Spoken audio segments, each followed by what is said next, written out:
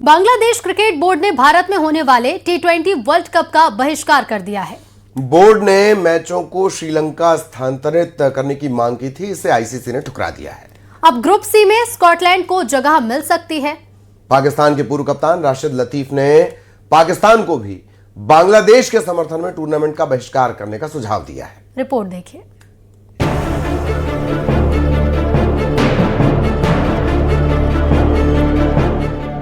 International cricket council की चेतावनी के बावजूद बांग्लादेश क्रिकेट बोर्ड ने T20 वर्ल्ड कप का बहिष्कार कर दिया है।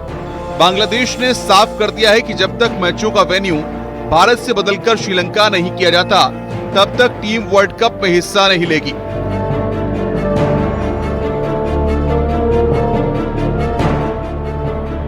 खिलाड़ियों के साथ अहम बैठक के बाद बांग्लादेश के खेल सलाहकार आसिफ नजरुल ने आईसीसी पर गंभीर आरोप लगाए। उन्होंने कहा कि आईसीसी ने बांग्लादेश के साथ न्याय नहीं किया, खिलाड़ियों की सुरक्षा को नजरअंदाज किया जा रहा है। बांग्लादेश सरकार, क्रिकेट बोर्ड और खिलाड़ी तीनों एक मत हैं। सुरक्षा से किसी भी हालत में समझौता नहीं किया जाएगा। आसिफ नजरुल ने साफ शब्दों में कहा है कि हम किसी के दबाव में नहीं झुकेंगे। बोर्ड का कहना है कि मौजूदा हालात में भारत जाकर खेलना सुरक्षित नहीं, इसलिए वेन्यू बदलकर श्रीलंका किया जाना चाहिए। आईसीसी ने पहले ही साफ कर दिया था कि टूर्नामेंट के मैच भारत से बाहर नहीं ले जाएंगे। बावजूद इसके बांग्लादेश ने अपने फैसले से पीछे हटने से इनकार कर दिया है। আমাদের খেলোয়াড়দের সাথে বোর্ডের সব সময় যোগাযোগ ছিল, ঠিক আছে। আমার সাথে যোগাযোগ তো আমার তো বোর্ড আছে, আমার তো মন্ত্রণালয় আছে। আর আপনাদেরকে আমি স্পষ্টভাবে জানিয়ে দেই, এই যে সিকিউরিটি রিস্কের কথা বিবেচনা করে ভারতে বিশ্বকাপ না খেলা, এটা আমাদের সরকারের সিদ্ধান্ত। কোনো একটা দেশের মানুষ অন্য একটা দেশে গেলে সিকিউরিটি রিস্ক আছে কিনা সেটা সরকার বিবেচনা করে দেখে, এটা অন্য কারো বিবেচনার স্কোপ নাই। T20 वर्ल्ड कप के शेड्यूल के मुताबिक पहले बांग्लादेश को ग्रुप सी में रखा गया था। इसके पहले 3 मैच कोलकाता में होने थे। इसके बाद बांग्लादेश को अपना आखिरी ग्रुप मैच 17 फरवरी को मुंबई में नेपाल के खिलाफ खेलना था।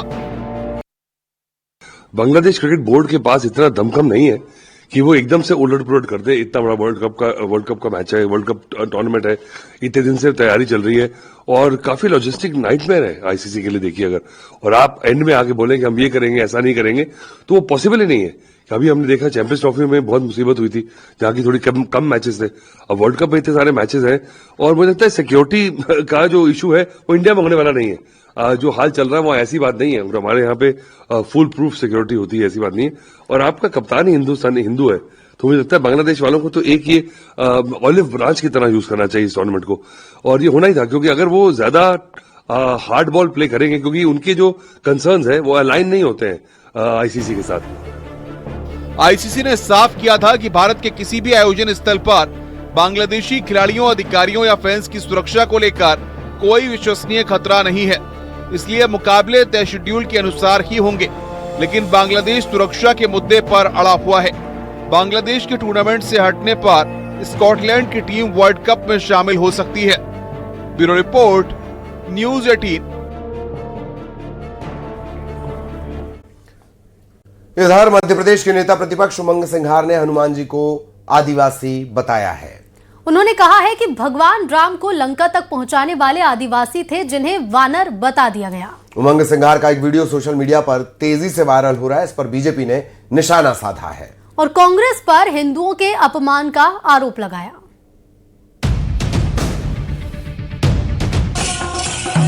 मध्य प्रदेश में एक बार फिर आदिवासियों पर राजनीति तेज होती दिखाई दे रही है।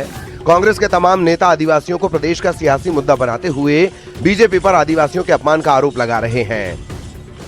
सेंधवा में एक कार्यक्रम के दौरान नेता प्रतिपक्ष उमंग सिंघार ने बीजेपी और आरएसएस पर निशाना साधते हुए हनुमान जी को आदिवासी बताते हुए बीजेपी पर आदिवासियों के अपमान का आरोप लगाया। जब रामायण थी, राम की सेना की बात हुई, वानर बना दिए बंदरों, आदिवासियों को। और जंगल के अंदर एक सबरी मिली जो राम को बेर खिलाती, रामायण में कहा है। तो क्या एक ही आदिवासी थी पूरे जंगल में? नहीं, जितने लोग उस सेना में राम के साथ थे वो सब आदिवासी थे। राम को अगर जिताया है तो आदिवासी के कारण जीते। हम हनुमान की पूजा करते, गांव गांव में हनुमान के मंदिर है जो हमारे वंशज है। मैं तो कहता हूं कि वो भी वानर थे, वो भी आदिवासी थे। इधर उमंग सिंघार के बयान को लेकर सियासत भी गर्मा गई है। बीजेपी ने कांग्रेस के आरोपों पर पलटवार करते हुए कहा कि अपने लोगों को खुश करने के लिए कांग्रेस नेता ऐसे बयान देते हैं, तो इधर कांग्रेस सिंघार के बयान का समर्थन कर रही है। आज इस तरह के विषय उठाना कि हनुमान जी या रामचंद्र जी कौन थे, क्या थे, इसके बारे में सभी ग्रंथों में लिखा हुआ है, सारी जानकारियां हैं, पर अपनी राजनीति के लिए और वेटिकन और बाकी सभी लोगों को खुश करने के लिए ये इस तरह के उलझुल बयान देके अपनी खबरों में बने रहना चाहते हैं।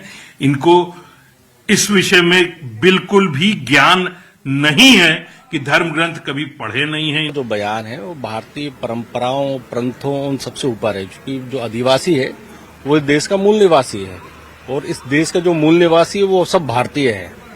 भारतीय जनता पार्टी पंथों में, धर्मों में बांटने का प्रयास करती है और लगातार भारतीय जनता पार्टी इस तरह के सवालों को खड़ा करती है। एक तरफ उमंग सिंघार बीजेपी आरएसएस पर आदिवासियों के अपमान के आरोप लगा रहे हैं, तो कांग्रेस नेता और पूर्व मंत्री बीजेपी पर SIR के जरिए आदिवासी मतदाताओं के नाम कटवाने के आरोप बीजेपी पर लगा रहे हैं। ये पहली बार देखा कि बीजेपी सरकारी कार्यालय से नाम जा रहे हैं कि इनको आप हटा दो।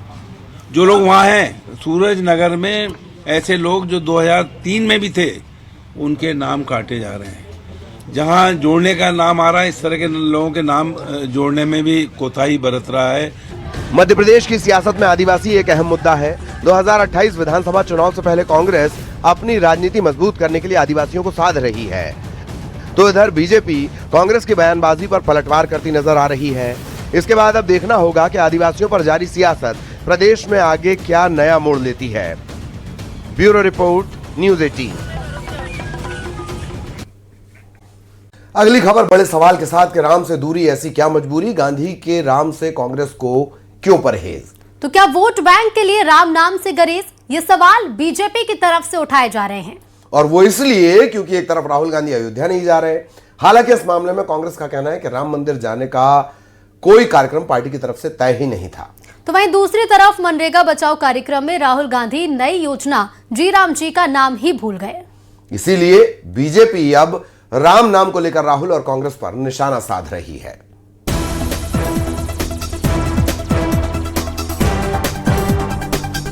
कांग्रेस ने मनरेगा बचाओ अभियान के तहत दिल्ली में एक कार्यक्रम आयोजित किया।